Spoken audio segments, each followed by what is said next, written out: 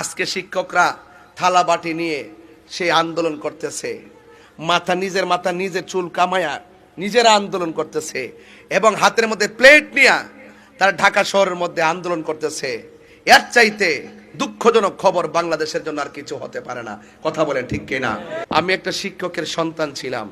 আমি দেখছি আমার আব্বা শিক্ষকতা কইরা 5টা ছেলেরে 6টা মেয়েরে মানুষ করতে গিয়া যে কত কষ্ট করছে, বেতন পাইছে আর কত, এই মানুষ করতে যাইয়া যে কত কষ্ট করছে, কোথায় থেকে খাবার, কিভাবে লেখাপড়া করবে, কিভাবে রেজিস্ট্রেশন ফি দিবে, কিভাবে ঈদ উদযাপন করবে, কিভাবে অসুস্থতার চিকিৎসা করবে, ইত্যাদি ইত্যাদি সব ভ্যারাইটিস সমস্যা বাবা কিভাবে ফেস করছে যারা শিক্ষক, তাদের জীবন যে কত মানবেতর ভাবে কাটে এটা কেউ জানে না।